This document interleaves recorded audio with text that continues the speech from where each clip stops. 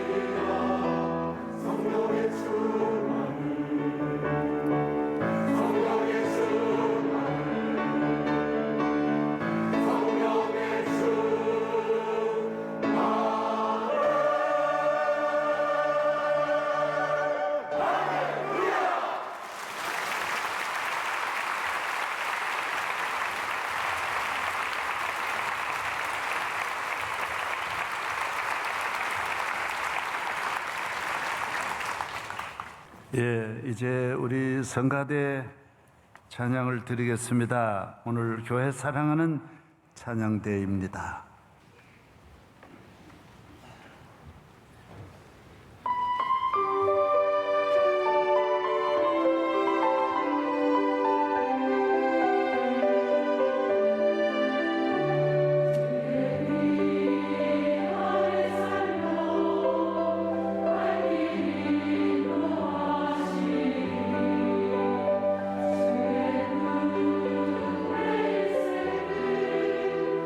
Jesus.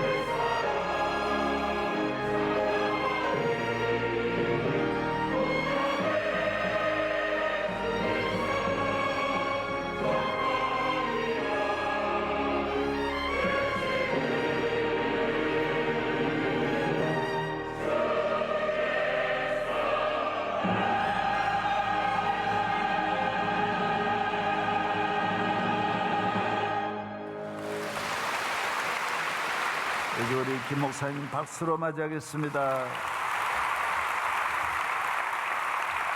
노한정이 1989년 미국 프린스턴 신학대학원으로 유학을 떠났어요.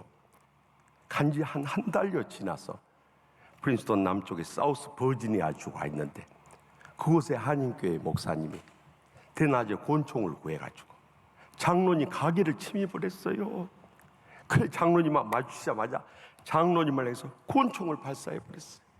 장로님이 총탄을 맞고 피를 흘리며 쓰러졌자 목사님이 달려들어서 머리에다 권총을 갖다 대고 확인 사살까지 했어요. 그리고 목사님도 그 자리에서 자살한 충격적인 사건이 있었습니다. 이것이 미국 언론을 통해서 대서특필이 됐어요. 나중에 그 사연을 들어보니까 그 목사님이 어디 다른 교회 나가실 데가 없는데 이 장로님이 자꾸 교회에서 나가러 상처를 준 거요. 그러니까 목사님이 견디다 못해서 그 장로님 살해하고 목사님도 자살하고 인생 끝내버렸어요. 그 사건 뒤에 선배 목사님들이 모인 자리에 가봤어요. 그랬더니 선배 목사님들이 이구동성 하는 말이, 우리는 그 목사님처럼 실제로 소리나는 권총은 쏴보지 않았지만 소리나지 않는 권총을 교인들을 향해서 쏴보지 않은 목사가 어디 있겠는가 하는 거예요. 저는 처음에는 이해가 안 됐어요. 그런데 박사과정 공부하면서 이민 목회를 담임하고 한국에 돌아와서 교수 생활하다가 이렇게 목회 현장으로 돌아와서 보니까 이제는 선배 목사님들의 말씀이 가슴에 뜨겁게 와닿아버려요. 여러분들은 개인의 상처로 인해서 가슴 아파하고 힘들어하지만 주의 종은 수천 수만 명의 양떼들을 끌어안고 목회하려고 하니 얼마나 마음의 상처가 깊겠어요. 목회를 안 해봤으니 알 수가 있어야죠. 여기 평생 목회하신 대선배 목사님들 계십니다만 평생 목회하고 나면 속 다 썩어버려요. 그래서 평생을 속 썩어가면서 목회하신 목사님이 은퇴하신 다음에 시골길을 가다가 논두렁에 굴러있는 썩은 호박을 보고 그랬다고 그러잖아요. 호박아, 너도 목회했냐?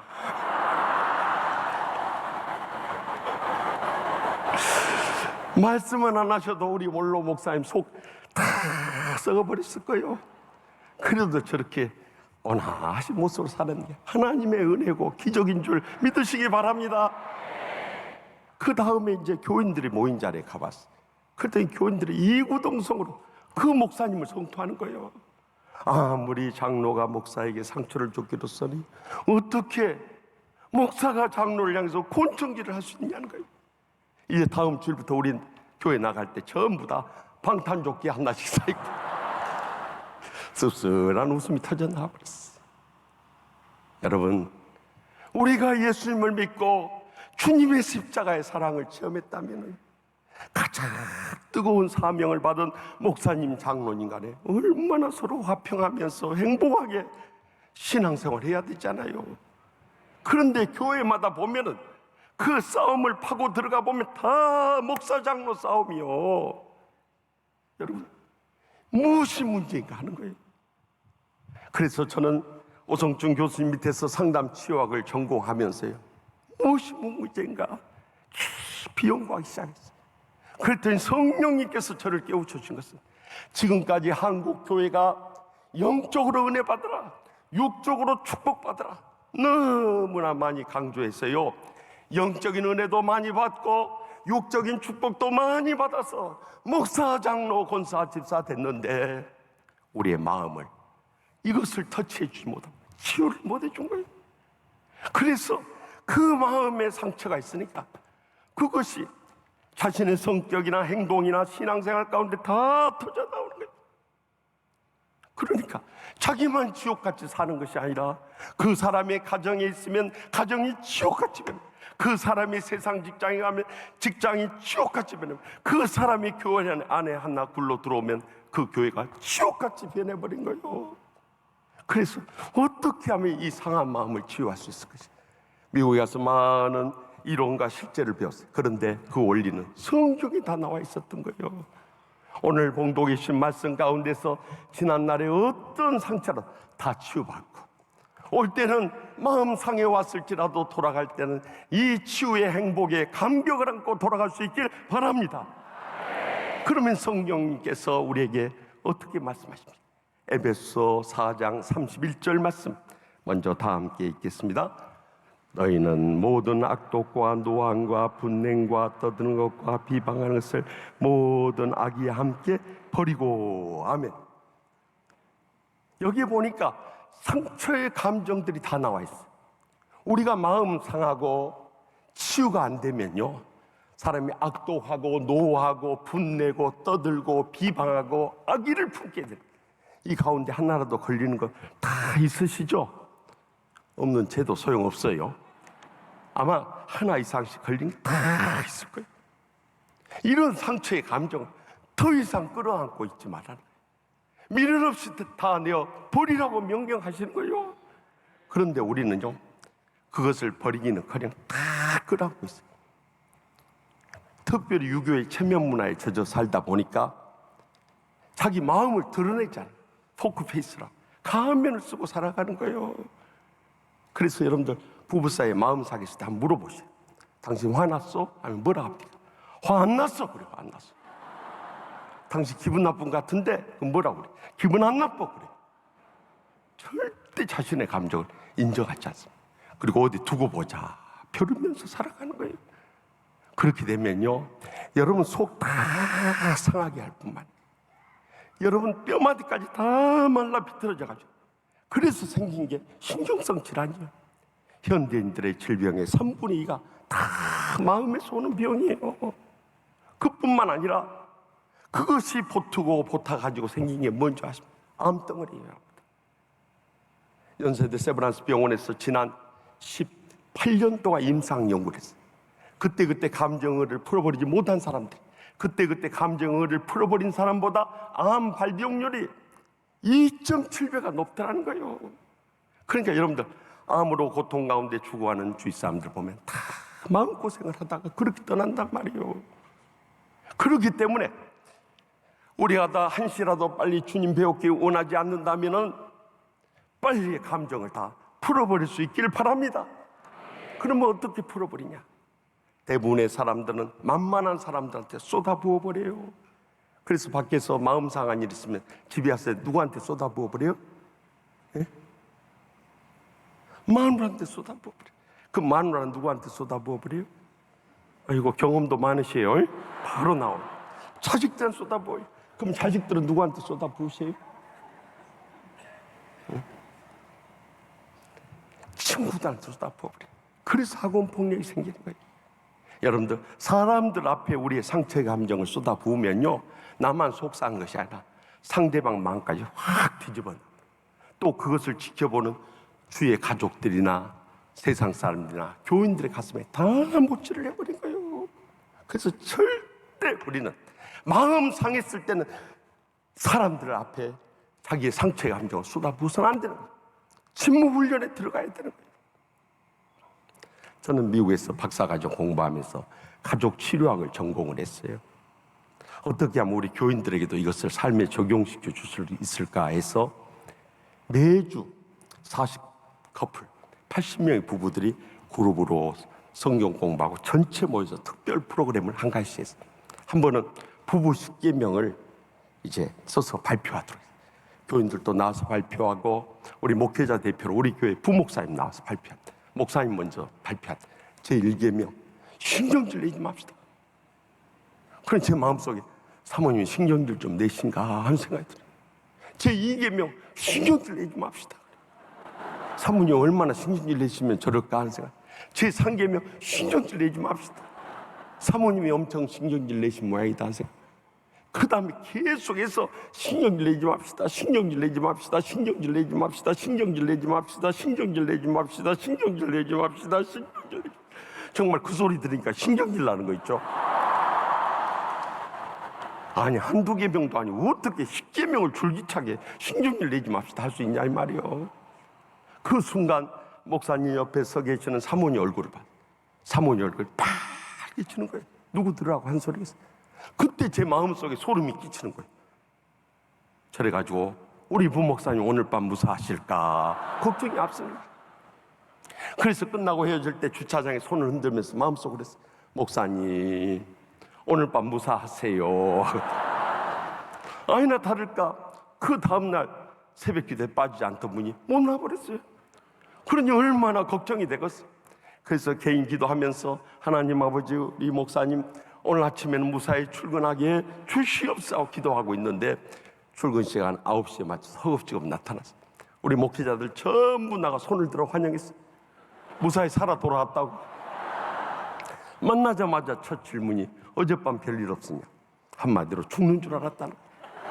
집에 가는 차 안에서부터 찬바람이 쌩쌩 몰아치는데 사모님 말 한마디 안 하다. 얼마나 불안하겠어요. 집에 도착하자마자 애들 시킨 다음에 잠을 재우고 그리고 일을 터뜨리려고 그랬는지 애들 시키더니 애들 방으로 재우러 들어갔대. 혼자 거실에 앉아 TV를 보는데 얼마나 불안하든지 기도가 절로 나오더래. 하나님 아버지 오늘 밤을 무사히 넘기게 주시옵소서. 기도하고 하나님께서 그 기도 응답해 주신 사모님이 안 나오는 거예요.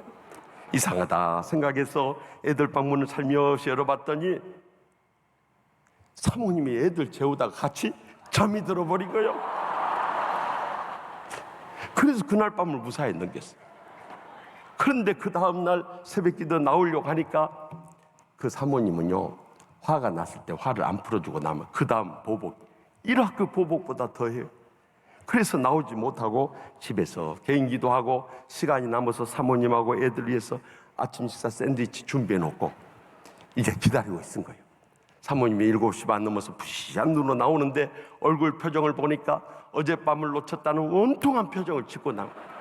그래서 저 여자 정신 차리기 전에 빨리 빠져나가야 한다는 생각에 여보 당신하고 애들이 위해서 아침 식사 샌드위치 싸놨으니까 맛있게 먹어요. 나 교회 갔다 올게요. 대답할 기회를 안 주고 쏜사같이 빠져나가. 그래서 살아 돌아온 거예요. 그런데 그 뒤로 이야기를 들어보니까 한 보름 정도를 말 한마디도 안 하더라고 그래요. 하여튼 그 사모님이 보통 사모님이 아니었어요. 그렇게 저희 교회 몇 달 있다가 LA에 있는 큰 교회 부목사님으로 옮겨가셨어요. 저희가 1997년에 귀국한데 꼭 LA에 들렸다 가라는 거예요. 그래서 LA에서 한 주간 머물 기회가 있어요. 그런데 사모님이 옛날 사모님이 아닌 거예요. 목사님이나 그 자녀들이나 우리 가족들한테 너무너무 잘한 거예요. 그래서 제가 목사님하고 둘이 있을 때 한번 물어봤어요. 목사님, 사모님이 옛날 안 같으시네요. 그랬더니 빙긋이 웃으면서 하는 말이 다 목사님 덕분입니다 그래요. 그래서 뭐가 내 덕분이냐고 그랬더니 그때 시카고에 있을 때 가정 세미나 하면서 우리 네가 부부식계명 발표했었잖아요. 네, 그랬었죠.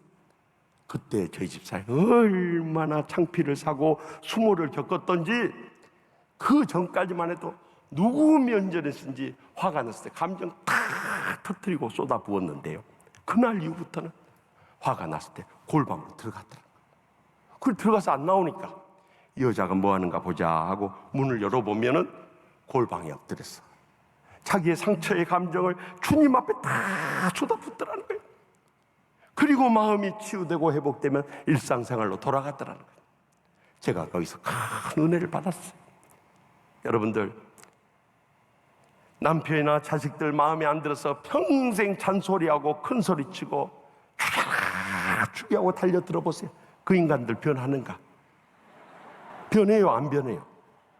예, 그댁만 안 변한 것이 아니라 다른 집도 다 마찬가지예요. 그런데 모르고 그 헛고생을 하다가 그렇게 힘을 쏟고 속상하고 그리고 어떤 열매도 없는 신앙생활 해야 되냐 이 말이에요. 이제는 두 마디만 외치세요. 열불이 나고 억울하고 원통하고 가슴에 상처난 감정이 막 터져 나올 때 주여 주여, 다 같이 따라서 합시다. 주여 주여, 주여 주여, 주여 주여. 죽여라 죽여 하고 달려들지 말고 주여를 조금만 약하게 보면 주여 주여요. 이제는 내가 치유하고 회복할 수 없는 문제도 내 상한 마음 주님 앞에 주여 주여 두 마디만 울부짖어도 내 상처의 감정 다 주님 앞에 쏟아지고 주님께서 우리를 불쌍히 여기시고 그 상처난 가슴 어루만져 주시고 치유하여 주시고 회복시켜 주실 줄 믿으시기 바랍니다. 두 번째 치유의 단계는 오늘 본문 32절 상반절에 나와 있어요. 다 같이 읽겠습니다. 서로 친절하게 하며 불쌍히 여기며. 아멘. 여러분, 우리가 두 번째로 내게 말할 수 없는 상처를 안겨준 원수 같은 사람을 친절하게 하면 불쌍히 여겨야 한다고. 어떻게 친절하게 하고 불쌍히 여길 수 있냐 이 말이에요. 우리의 마음에 이 상처의 감정을 주님 앞에 다 쏟아붓고요, 그 빈 마음에 하나님의 사랑을 간구할 수 있기를 바랍니다. 그러면 로마서 5장 5절에 소망이 우리를 부끄럽게 하지 아니하면 우리에게 주신 성령으로 말미암아 하나님의 사랑이 우리 마음에 부음받음이니 하셨어요. 하나님 사랑 가득 채워주니까 어떤 원수 같은 인간도 인자하게 대하고 어떤 상처 준 이 심령도 친절하게 대할 수가 있고 불쌍히 여기게 되는 거예요. 저는요, 이렇게 이제 박사과정 공부하면서 이민 목회를 했는데요, 보통은 월요일 새벽에 가서 영감을 받아가지고 한 주간 묵상하고 주일날 이 치유의 메시지를 선포하는데요, 한 주는 영감이 안 와버려요. 그래도 토요일 새벽까지도 영감 못 받으니까 막 주님 앞에 기도가 얼마나 간절한지 몰라요. 하나님 아버지, 내일 설교해야 되는데 아직까지 영감을 안 주시면 내일 어떻게 설교하라고 하십니까? 주여 주여 영감을 주시옵소서 한데 와야 할 영감은 안 오고 별로 반갑지도 않은 영감 얼굴이 나오는 거요. 그 영감은 다름 아니라 저희 교회 당의 서기 장로님이셨어요. 그분은 저한테 평소에는 잘하는데 특별 은사가 하나 있어요. 그 은사가 어떤 은사관이 회의 때마다 목사 반대편에서는 은사요. 여러분, 그런 은사 받기도 쉬운 일이 아니에요. 회의하다 보면 한두 번은 의견이 다를 수 있지만 매번 회의 때마다 목사 반대편에 서기도 쉬운 일이 아니에요.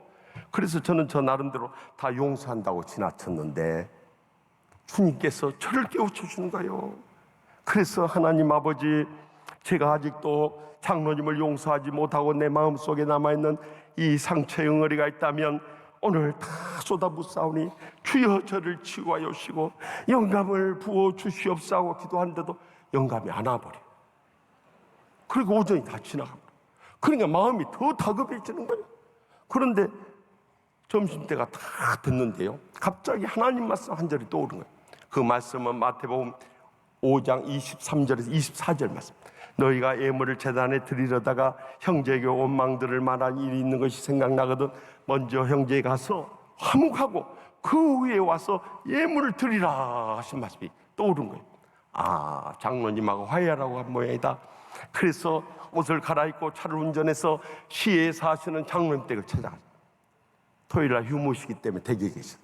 초인종을 눌렀더니 나오시면서 문을 열고 저를 보시고 깜짝 놀라시고, 목사님 제일 바쁘신 날 어떻게 오셨습니까? 그래 저도 별로 할 말이 없어서 장로님 보고 싶었어요. 목사가 장로 보고 싶어서 왔다는데 어쩔 것이. 그래 들어오시라고 그래가지고 같이 차를 마시면서 그날 새벽에 있었던 일을 다 쏟아부었어요. 그때 장로님도 깜짝 놀라시고, 목사님, 내가 목사님에 대해서 무슨 감정이 있어서 그런 건 아닙니다. 그런데 제가 어린 시절부터 아버지에게서 다 많은 상처를 받다 보니까 어느 순간부터 매사가 부정적이고 비판적으로 변해버렸습니다. 그래서 회의할 때 목사님이나 다른 교인이 무슨 발언하면 거기에 대해서 부정적이고 비판적인 생각이 딱 떠오른다. 그래서 그거 발언하고 나면 집에 돌아가면서 꼭 그것 때문에 부인 권사님하고 다툰다. 왜 당신 쓸데없는 발언해가지고 목사님 마음 상하게 하고 교인들 상처 주고 교회 시험에 빠뜨리냐고. 그러려면 당신 회의 참석하지 말고 집으로 가자고 그런다는 거예요. 그러면서 하는 말이, 목사님, 내가 처음부터 그런 사람이 아닙니다. 어렸을 때부터 우리 아버지한테 너무 상처. 우리 아버지는 평생 저를 기르면서 단 한 번도 우리 아들 잘했다, 우리 아들 같은 자식이 없다, 우리 아들 정말 희망이 보인다, 그렇게 칭찬해 준 적이 한 번도 없다. 입만 열면은 내가 그래가지고 어떻게 되려고 하냐, 내가 하나님의 자녀라면서 그러느냐, 내가 목사 아들이라면서 그러냐, 이렇게 말. 그러니까는 이렇게 상처투성이가 내가 돼버렸습니다. 그러면서 마지막으로 하시는 장로님 말씀이 저의 가슴을 팍 찌른 거예요. 마지막으로 장로님이 눈물을 글썽이면서 그러면, 목사님, 저도 엄밀하게만 하면 저희 아버지께서 받은 상처의 피해자고 희생자입니다. 근데 그 말을 듣는데 눈물이 핑 돌아버려. 우리 장로님의 평생도록 얼마나 아버지한테 상처를 받았어요. 저렇게 상처의 피해자와 희생자가 되어가지고 부정적인 비판적인 생각을 갖게 됐을까? 그래서 제가 그랬어요. 장로님, 아버지가 장로님 미워서 그랬겠습니까? 하나밖에 없는 아들 강하게 훈련시키려고 그런 거 아니겠습니까? 이제라도 아버지 용서하고, 이미 하늘나라 가셨지만은 장로님 마음 치유받기를 바랍니다. 장로님 먼저 기도하시고 제가 위해서 기도해드리겠습니다. 60이 다 되신 장로님 카페트 바닥에 무릎을 꿇더니 눈물을 뚝뚝 흘리면서 이미 하늘나라로 떠나간 장로 아버지를 위해서 눈물로 회개하며 용서의 기도를 하는 거예요.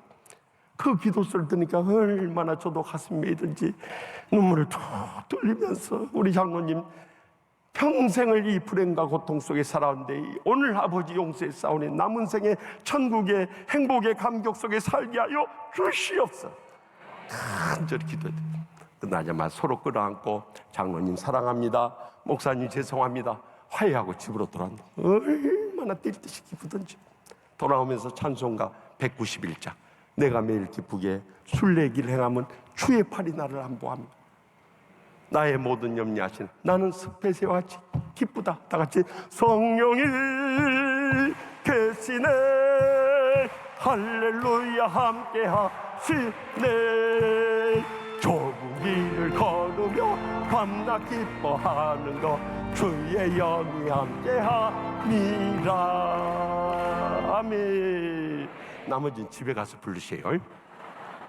그리고 집에 돌아와서 서재 책상에 앉자마자 기다렸다는지 하늘문이 열리면서 막 영감이 쏟아져 버려. 제가 오죽하면 주님 계속 불러주시옵소서 받아 적겠나이다.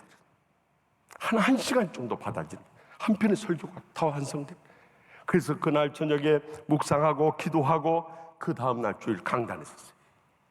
여러분, 목사님 말씀 중에 제일 뜨겁고 감동적이고 파워풀한 말씀이 어떤 말씀인 줄 아세요? 설교를 안 해봤으니 알 수가 있어야죠. 조금 전에 은혜 받은 말씀. 이건 막전엔 찐빵 아니요. 제가 그날 강단에 서자마자 우리 교인들 향해서 막 눈물로 울부짖기 시작했어요. 여러분들, 고향 산천 부모 형제 떠나서 태평양 건너 이역만리 와서 이 낯선 타양 땅에서 흑인들도 우리를 인종차별하며 멸시하고 무시하는데, 우리가 한국에서 해보지도 못한 밑바닥 육체일을 하면서 한 주간 내내 피곤해 지쳐서 교회에 나오는데, 여기 교회 와서라도 서로 사랑하고 사랑받고 위로하고 위로받고 우리가 여기서 힘을 얻어서 어려운 험난한 이민생활 헤쳐나가야 할 거 아닙니까? 그런데 오면은 그저 말 한마디도 가시도쯤 몰라 서로 찔러대고 찔림당하고 서로 상처 주고 상처받고 서로 감정 안 풀고 두고 보자 벼르고 이렇게 지옥같이 살다가 여러분 어느 날 갑자기 세상 떠나게 됩니다. 천국이라도 갈 줄 아십니까? 이 땅에서 지옥처럼 산 사람이 어떻게 천국에 갈 수 있겠습니까? 만에 하나 하나님의 은혜로 갔다 합시다. 천국에 가서 무슨 낯으로 주님의 얼굴을 대하고 서로 만나기라면 무슨 얼굴로 서로를 대하려고 그러십니까? 언제까지 그렇게 살아요? 이제라도 통에 잡아갈 수 있길 바랍니다. 우리 다 같이 한번 통성으로 기도하겠습니다. 하고 엎드려서 기도하는데요, 왜 여러분들이 엎어지십니까? 나 깜짝 놀랐어요. 그때 통성 기도했다니까요. 왜 여러분이 엎어지냐 이 말이요. 나 이렇게 순진하고 순수한 교인들 처음 봤어요. 원로 목사님 닮아서 다 그래요. 사실 우리가 주일 낮 예배 드리면서 통성기도 잘 안 하잖아요. 그런데 그날은 성령 감동하니까 통성기도에 들어갔는데요, 이건 통성기도가 아니라 통곡기도. 그러니까 다 말은 안 해도 정말 험난한 이민생활하면서 상처투성이에 그 고달픈 인생 살면서 마음에 응어리는 게 다 있었던 거예요. 그런데 그날 성령님께서 그 심령을 다 터뜨려 준대. 막 이 봇물이 터지듯이요, 통곡의 눈물이 쏟아지는데, 막 그냥 통성기도 하는 정도가 아니라 가면서 서름에 복받친 눈물이 쏟아져 나오는데 기도가 그치지 않아요. 저도 울고 교인들도 울고 얼마나 울면서 울부짖는지 몰라요. 그러다가 오늘 날 새버릴 것 같아요. 그래서 총을 쳐가지고 기도를 진정시키고 제가 마무리 기도하고, 이 시간은 다 같이 일어났어요. 그동안은 사랑으로 대해주지 못했던 사람들 찾아갔어. 용서를 구하고 사랑을 고백합시다. 찬양대부터 내려가가지고요, 말도 못해요. 그냥 서로 끌어안고 우는데요, 저는 60평생 넘도록 모태신앙으로 수많은 예배를 드렸지만 그렇게 성령이 충만하게 역사한 감동적인 예배는 처음이었어요. 그리고 제가 섬기던 각기 싸움을 잘하고 또 저 앞서간 목사님 세 분을 쫓아냈던 그 시카고 한인연합장로회가 사랑의 공동체로 뜨겁게 부흥하기 시작한데 지금은 시카고 제일 가는 교회가 돼버렸어요. 할렐루야! 여러분, 알고 보면 다 불쌍한 사람, 멀리 갈 것도 없이 옆에 계신 분들 봐보시오. 불쌍한가 안 불쌍한가? 믿는 사람만 불쌍한 것이 아니라 안 믿는 사람도 불쌍한 거예요. 오늘 집에 이 하계 산상성에 맞추고 한번 가서 보세요. 방 안에 자빠져 뒹굴고 있는 것들도 다 불쌍한 것들이요. 더욱이 내 일평생 말할 수 없는 상처를 안기도 하고 피눈물을 흘리게 하고 내 가슴에 그렇게 한없이 못질했던 그 인간도 자빠져 자고 있을 때 한번 들여다보세요. 불쌍한가 안 불쌍한가? 알고 보면 다 불쌍한 거예요. 이 불쌍히 여기는 마음을 가질 때 우리의 마음이 치유되고 회복되고 그 인간을 그 사랑으로 섬길 때 감동받고 변화되는 역사가 일어나게 될 줄 확실히 믿습니다. 그러나 여기서 그쳐서 마지막 치유의 세 번째 단계가 오늘 본문 32절 하반절을 다 같이 읽겠습니다. 서로 용서하기를 하나님이 그리스도 안에서 너희를 용서하신 같이 하라. 아멘. 치유의 마지막 단계는 용서입니다. 저는 미국에 가서 심리치료, 가족치료, 정신의학까지 공부를 했습니다만은 여러분들, 이렇게 세상 치료받는다고 해서 마음 다 치유되고 회복되는 거 아니에요. 이 가운데 신경정신과 치료 받으신 분들은 아시겠지만 적어도 몇 달, 더 심하면 몇 년, 더 심하면 평생을 정신병원에 살다가 인생 끝낸 사람도 많아요. 세상의 치유에 한계가 있는 거예요. 그러나 성령님의 치유는 아무리 천천히 원수처럼 평생 가슴에 응어리를 안고 살아왔다 할지라도 한순간에 그 응어리들이 눈 녹듯이 녹아지고 내 심령부터 치유되고 내 육신도 건강해지고 기적적인 치유를 체험하게 되는 것입니다. 그러면 세속 치유와 복음 치유에 극명한 차이가 있다면 뭔지 아십니까? 세상 치유에는 아무리 심리치료, 약물치료도 거기는 용서가 빠져 있는 거예요. 그러나 복음의 치유에는 그 핵심이 십자가의 사랑의 용서이기 때문에 기적적인 치유력을 가지고 있는 것입니다. 그래서 오늘 본문 말씀 가운데 우리에게 용서라고 한대. 사실 용서라는 명령 이전에 용서의 방법을 가르쳐주고 있어요. 다시 한번 있습니다. 서로 용서하기를 하나님이 그리스도 안에서 너희를 용서하신 같이 하라. 아멘. 어떻게 용서하라고? 하나님께서 그 한 분밖에 없는 죄 없는 아들 예수님을 이 땅에 보내셨어요. 모진 멸시와 천대 가운데 십자가에 죽기까지 용서해 주셨듯이 용서하라는 거예요. 여러분, 아들 죽여가면서 온수 용서라면 하겠습니까? 저는 외동딸이 하나 있어요. 미국에서 신학을 공부하고 또 아버지 뒤를 상담 치유를 하고 또 아버지 또 명성교회가 이렇게 경학 후원해서 이렇게 여러분 앞에 서서 말씀 증거하는 목사가 됐는데 우리 딸까지 돌봐주니까 내 평생의 명성의 은혜를 어떻게 잊겠어?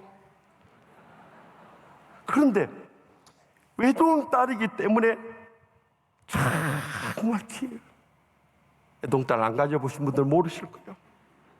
그런데 이것이 저까지 닮아버렸단 말입니다. 그러니 얼마나 정이 가겠어.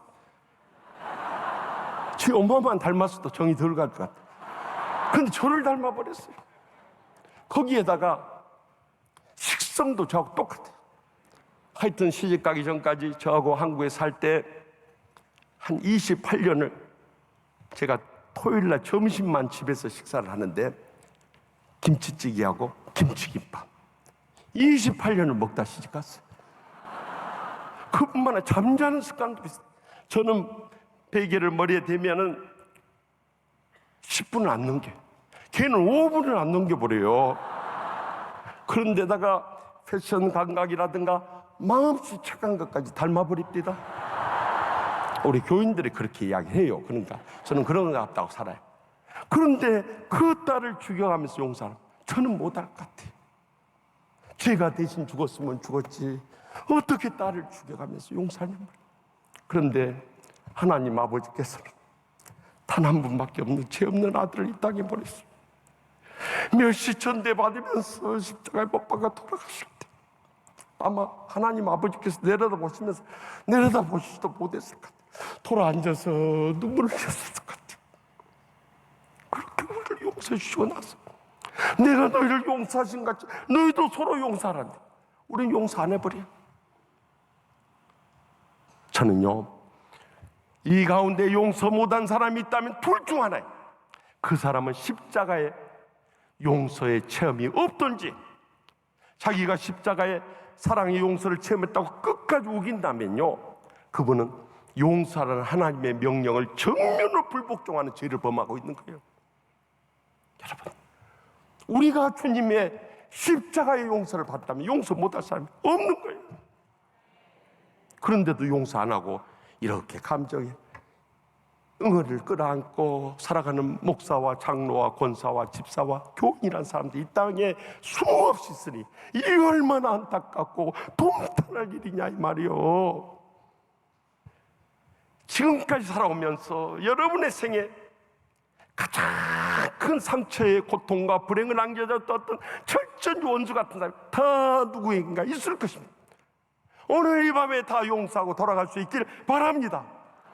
그럴 때 그 순간부터 치유되고 회복되어서 영성 치유학자인 헨리 나우엔 박사가 말했듯이 또 운디 딜러 상처 입은 치유자로서 여러분의 상처의 아픔들이 이제는 치유의 자원이 됐어요. 우리의 가족이나 교인들이나 이웃들을 치유한대 가장 의미있고 보람되고 복되게 쓰임받게 될 줄 믿으시기 바랍니다. 저는 장로님 권사님 가정에 5남매 중 셋째로 태어났어요. 엘프레드 애들러라고 하는 심리학자 말을 자녀들의 출생 순서를 보면 그 성격을 파악할 수 있다고 그랬어요. 첫째로 태어나신 분들은 전반적 성격이 안정되고요 성실하고 리더십이 있어요. 막내로 태어나신 분들도 사랑을 많이 받아서 구김살이 여기 없고 애교 있고 친절해요. 문제는 중간에 태어난 자식 이리 최고 저리 최고 이리 사랑받고 사랑받지 못하고 저리 사랑받지 못하고 중간에 안 태워보신 분들 몰라요. 저는 어렸을 때 제일 큰 상처가 뭐냐면요 여기 60세 이상 되신 분들 다 경험했던 일이에요. 저희 누나 형 쓰고 나면 제가 헌 것 딱 그 물려받아고 쓰고 나면 딱 떨어져 버려. 그럼 동생들은 새 거 사줘버려. 나는 그것이 상처였어요. 나는 어디 좋은 자식인가? 왜 나는 맨날 헌 것만 이렇게 써야 되는가? 그것이 상처였어요. 지금부터 50여 년의 사건입니다만 저는요 다른 기억들은 별로 떠오르지 않는데 그때 그날 저녁에 그 기억만은 지금도 생생히 기억. 얼마나 큰 충격을 받아버렸어요. 초등학교 4학년 저녁 식사 전에 해질 무렵이었어요.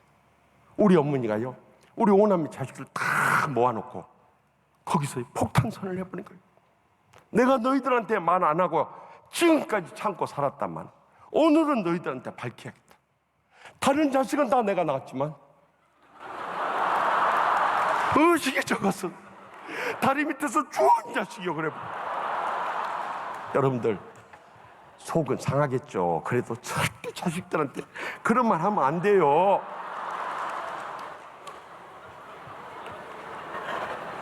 저는 그 말을 듣는 순간 지금까지 우리 어머니가 왜 헌금만 나한테 주고 왜 나를 차별했는가 앞뒤가 딱 들어맞아 버려. 그래서요 제가요 그날 저녁 얼마나 울면서 잠들었는지. 그날 저녁부터는 옛날 한 방에 다 붙어 잤는데 부모님이나 형제들 곁에 다가갈 수가 없는 거예요.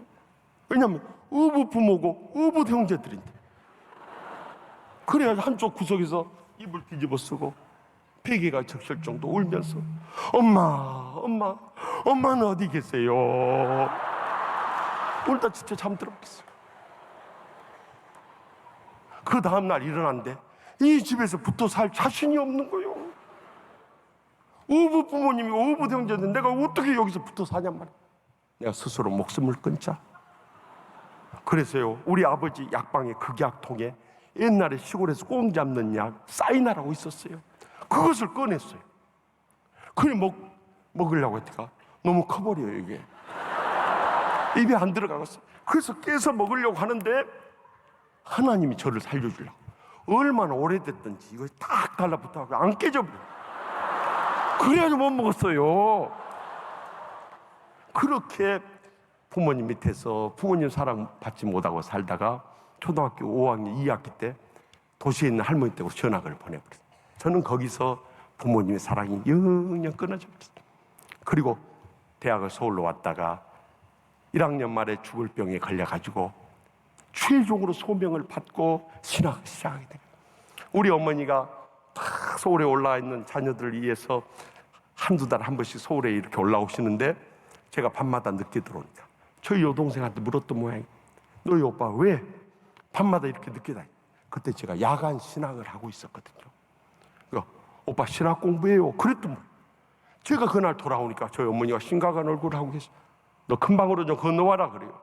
그래서 난 무슨 일인가 하고 들어갔더니 제가 앉자마자 저희 어머니 너 신학 공부한다면서 그래. 네 그랬대. 너 신학 공부하려면 집에서 나가세요 그래. 세상에 권사라는 양반이요. 아들이 신학 공부한다면 내가 물질로는 못 도와도 기도로 후원하마.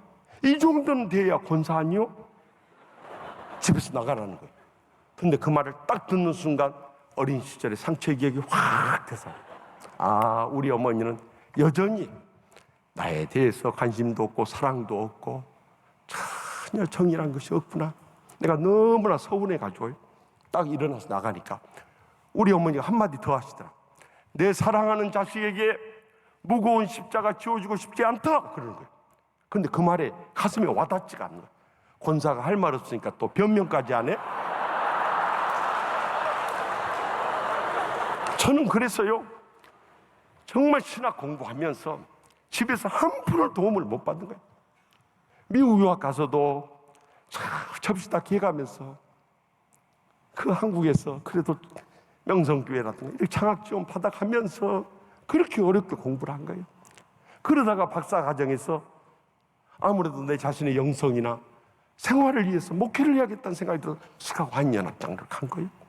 저는 처음 담임 목회를 한 거예요.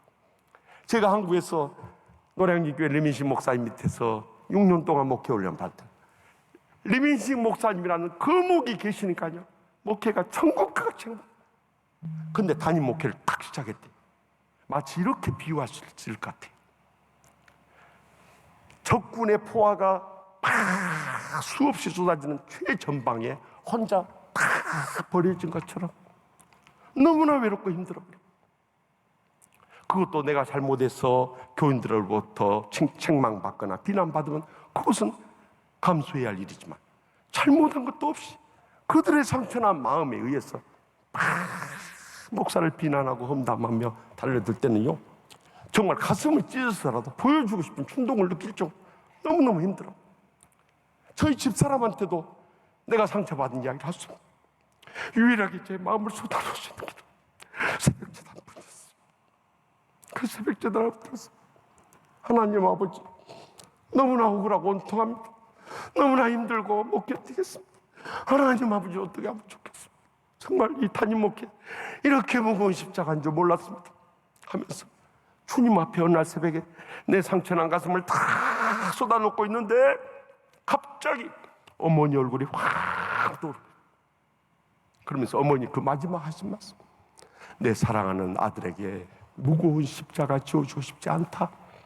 저는 그 전까지만 해도 우리 어머니가 아들에 대해서 관심도 없고 사랑도 없고 믿음도 없어서 하신 말로 알았는데, 그날 새벽에 그 말씀이 달리 들리는 거예요.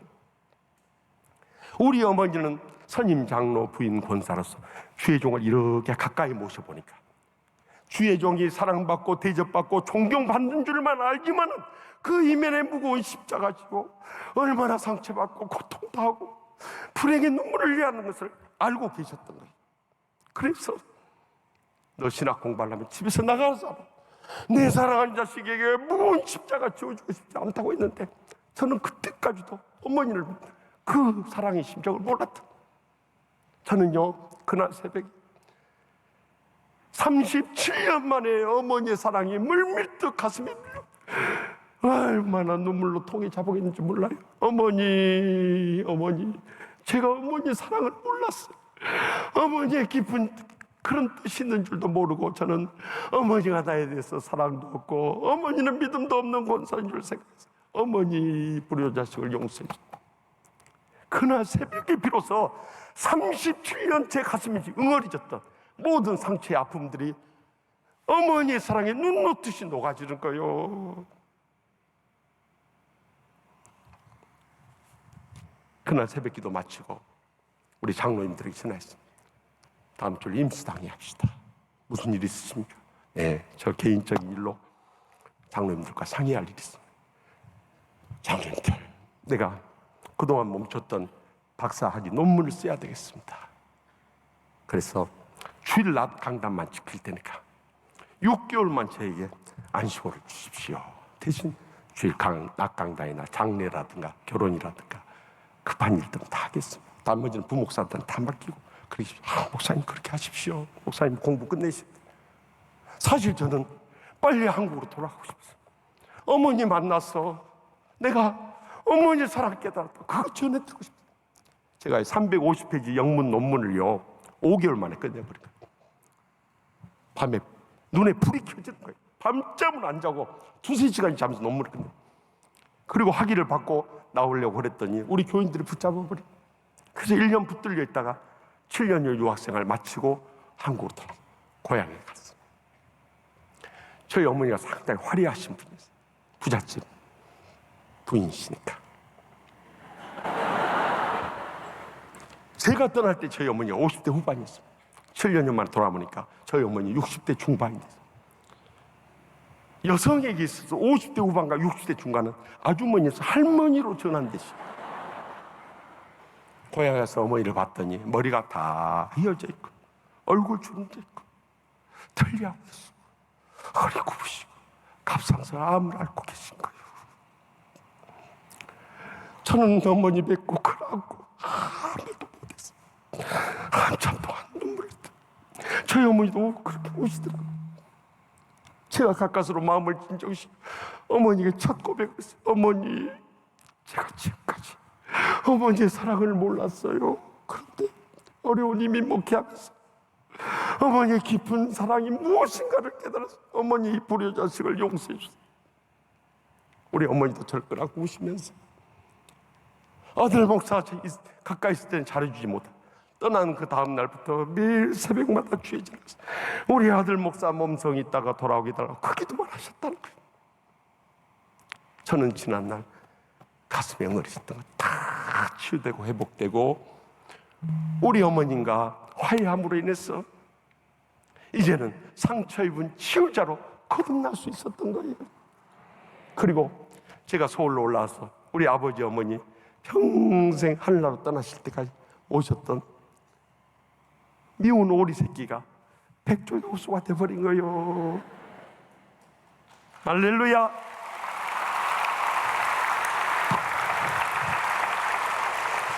여러분, 우리의 이 상한 마음이 치유가 안 되면요 그것이 우리의 성격, 행동, 신앙으로 다 터져나. 그것이 먼저 치유받아야 돼. 치유받고 나면 언제부터인가 남편이나 아내를 바라보는 눈이 달라져요. 불쌍한 마음이 들 거예요. 눈물이 자꾸 나오는 거예요. 교인들을 바라봐도 그런 거예요. 다 불쌍한 거예요. 용서하고 싶어지는 거예요.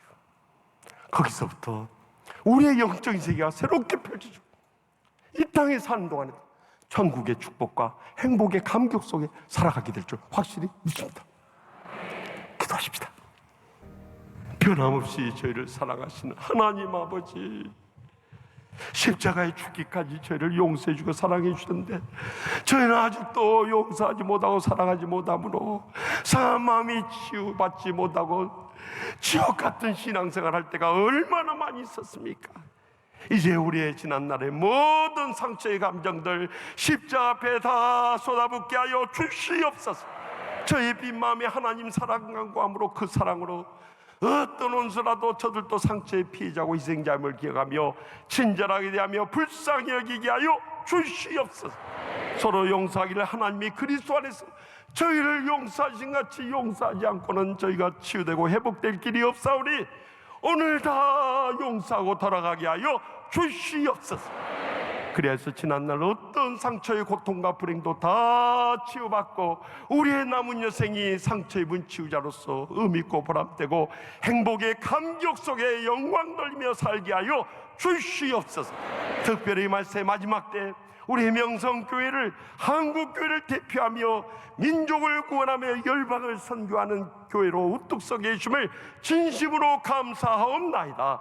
우리 홀로 목사님 또한 담임 목사님 건강 붙잡아 주시고 장소의 복으로 함께 하시며 성령님의 은혜와 능력에 사로잡혀서 계속적으로 하나님 나라 위해서 크게 쓰임 받으며 영광 돌리게 하여 주시옵소서. 모든 것 항상 가장 좋은 것으로 응답하시는 예수님의 이름으로 간절히 축복하며 기도합나이다. 아멘.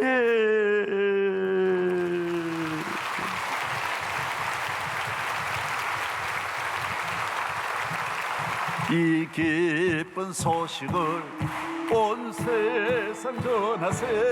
그 환난 고통을 당한 자에게 주민한 성도를 다 전할 소식을 성령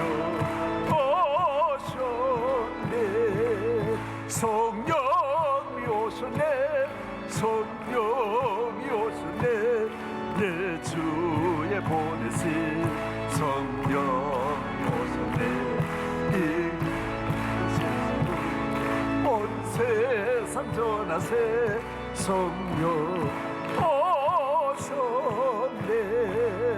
만왕의 왕께서 저 사로잡힌 자 구원하시고 장차 주신 승리의 노래가 온 속에 성령이 오셨네. 성령이 오셨네. 성령이 오셨네. 내 주의 이 기쁜 소식을 온 세상 전하세.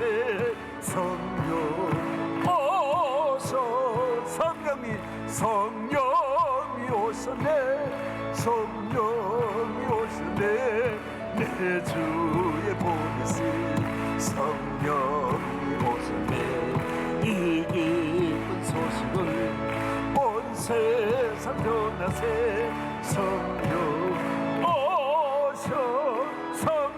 성령이 오셨네. 성령이 오셨네. 내 주의 보내신 성령이 오셨네. 이 기쁜 소식을 온 세상 전하세. 성령 오셨네. 성령이 오셨네. 성령이 오셨네. 내 주의 보내신 성령이 오셨네. 이 기쁜 소식을 온 세상 전하세. 성령 오셨네. 성령이 오셨네. 성령 내 주님 보내신 성령이 오셨네. 이 기쁜 소식을 온 세상 전하세. 성령 오셨네. 다 일어나겠습니다. 이제는 우리 주 예수 그리스도의 은혜와 거룩하신 하나님의 사랑과 성령의 충만하심이 영원토록 우리와 함께 하시기를 축원하옵나이다. 아멘.